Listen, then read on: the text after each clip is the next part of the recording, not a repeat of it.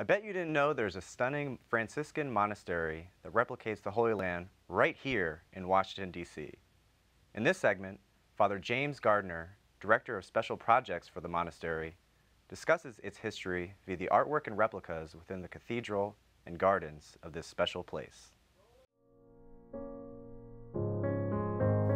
Well, this monastery was founded at the turn of the last century. In other words, the land was bought about 1898, 1899. It was an old estate that was available. The land was purchased. At that time it was about 100 acres. Now we're down to about 40, 42 acres. And the whole idea of building a monastery here was to bring attention to the Holy Land, the places made holy by the life, death, and resurrection of Jesus. A lot of people couldn't get to the Holy Land, and they would get a taste of it if they came here. Father Godfrey Schilling, the friar that built this place, it was his dream. He built it so that there would be replicas of all the shrines in the Holy Land, and it would do a couple of things. It might whet people's appetites to go to the Holy Land themselves, or that would help them with as they were visualizing their prayers. It would bring, in other words, it would bring the Holy Land to the United States. Well, the artwork here is very traditional artwork in the sense that it represents scenes, episodes that you can find in the Gospels, the four Gospels, and actually all throughout the Old and New Testaments, what we call the Old Testament and the New Testament. And the whole idea is to help people visualize and put themselves in that kind of a position. You know, when we go to think, when we say something, whether we realize it or not, we always have a mental image, some kind of a picture. So if we say it's hot, there's a mental picture goes with that. Well, this is the stuff of mental pictures to help people get into the spirit, to experience, whether it's they want to see what the tomb that Jesus was in for 3 days, if they want to get a look at what that was like. Here, this is to scale. They can go in, they can see that. And art is meant to enrich, inspire, and we'd like to think that the artwork here, which is whether it's the windows or the mosaics or even the floor or this great baldacchino that's here over the main altar, we'd like to think that that these things inspire people, and which is, you know, you need, if not inspire, at least get people to pause a minute and take a look. I remember a priest came in here one day, a priest from Syria, and he said, "My town was bombed. There's nothing left. I only have some pictures of what it looked like. Everything is gone." And he said, when I walked in here, he said, I froze. He said, because this reminded me of home. And I think that that's what we would try to do. We try to remind people that we don't have a lasting city here, that our true home is what we say is in heaven, that there's something, St. Paul says, eye has not seen nor has ear heard what God's got in store for us, and that this is try to evoke some of those sentiments, some of those feelings, and some of those images, and help people focus. Francis is our patron saint. It's his take on life, his take on religion. He had this a vision of the church where at one point early in his life, he said he was in a place that was kind of decrepit, a chapel that wasn't being used, and he heard this voice say to him, "Francis, rebuild my church, it's falling into ruin." He looked around, he thought, boy, this place is a mess. So he started doing, you know, taking stones and cleaning and all that kind of stuff. And then he realized it was more than that. It wasn't bricks and mortar.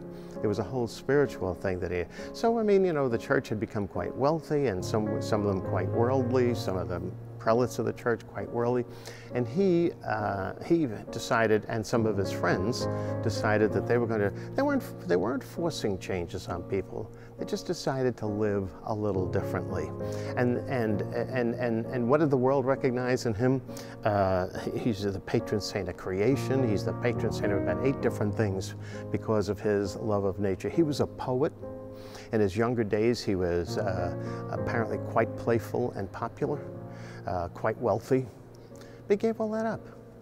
But he gave all that up, and when you mention the word Francis to people, at least my experience has been, people resonate with that somehow. Ah, yes, St. Francis, because there's something in each one of us, I think, that would like to be, what should I say, a little more joyful, a little more connected to the world, live a little more simply.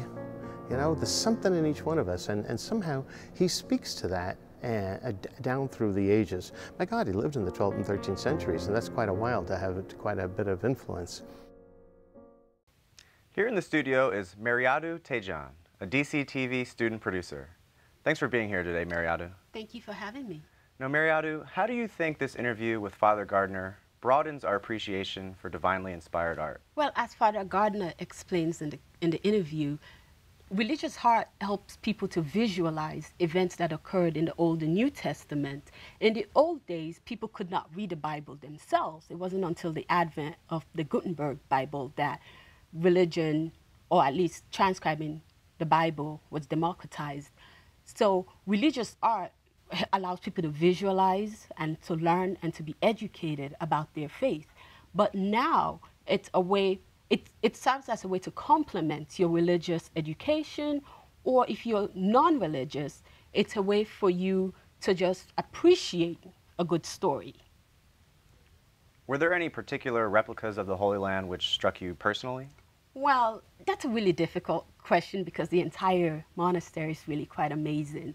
But for me, the Ark Walkway with the Hail Mary prayers in about 100 languages, including Inuit, Eskimo, 13th, 14th, 15th century English, and even some African languages, which I appreciated, were really quite stunning.